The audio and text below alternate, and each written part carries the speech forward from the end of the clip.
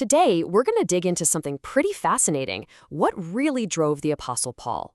What was the ultimate motivation that made him an ambassador for Christ even when everything was going against him? But first, let's kick things off with a huge question, one that kind of hits home for all of us. Why do we do what we do? What's our real motivation? And we're not just talking about doing the right things, it's about doing them for the right reasons. And for this, let's look at the Apostle Paul. I mean, think about this guy. He was dealing with constant hardship, persecution, the very real threat of death day in and day out. And yet, his passion, his fire, it just never went out. He just kept going. So that leads us to the big question, right? What was his secret? What was the fuel in his tank? We're going to break down 3 massive motivations that Paul talks about, motivations that completely shaped his entire life and mission. All right, motivation number 1, it was his absolute rock-solid certainty in a future life, one that would be completely free of all the pain and suffering he was going through. He wasn't just, hoping for it, he knew it was coming. And Paul had this really brilliant way of explaining it. You have to remember, he was a tent maker by trade, so he used this powerful metaphor everyone would get. He compared our bodies, our lives right now, to an earthly tent, temporary, fragile, easy to take down. But then he contrasted that with a heavenly building, something permanent, eternal, and built by God himself. It's such a great picture of the difference between now and what's promised. And this wasn't just some theory for him, it was a feeling, deep down. He describes it as a groaning, this profound longing. But here's the thing, it wasn't a death wish.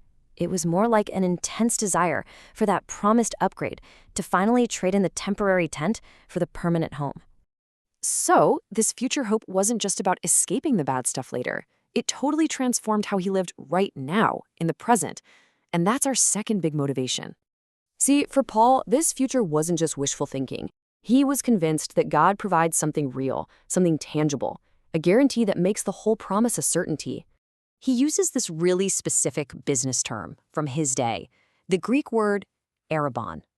Now, arrabon meant a pledge, a down payment, or what we would call earnest money. It's that first installment that legally locks in the final purchase. And here's the kicker. Paul says the Holy Spirit is God's arrabon, his non-refundable deposit on us. It's just like putting earnest money on a house. That deposit guarantees you're getting the keys, right? Well, in the same way, the Spirit's presence in a believer's life is God's absolute guarantee that our future transformation is a done deal.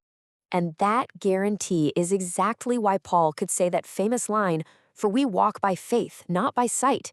He isn't saying the Lord is absent. He's saying that even though we can't physically see him, we experience his presence through faith, a faith that's secured by that divine deposit. Okay, so if you've got that kind of security, knowing your future is locked in, and God is with you right now, what does that do to you? For Paul, it all boiled down to one single-minded goal that was more important than anything else: to please God. He knew that one day he'd stand before what's called the judgment seat of Christ, or the Bema seat. Now, it's super important to get this right. This isn't a trial to decide if you get into heaven. That part is already settled.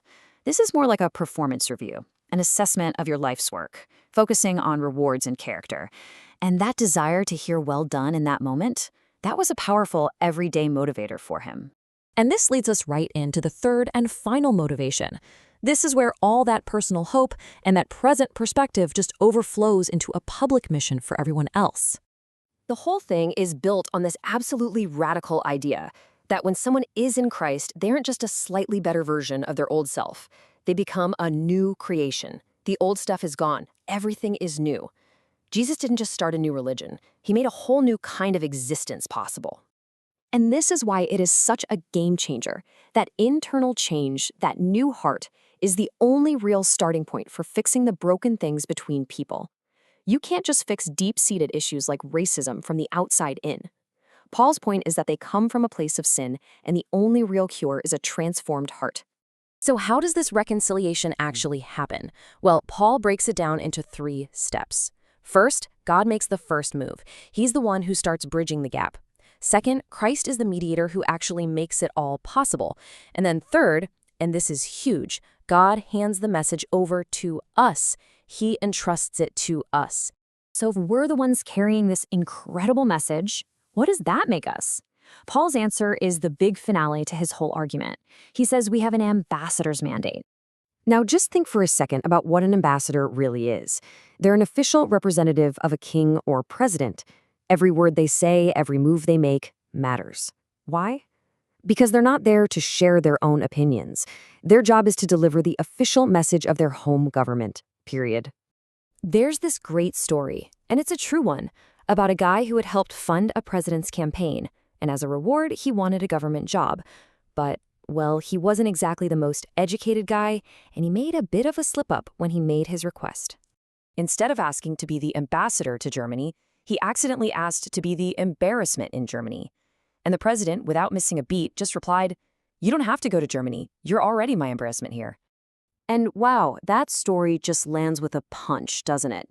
It leaves us with this really tough, really personal question. When it comes to representing Christ, the one who gave us this mission of reconciliation, which one are we?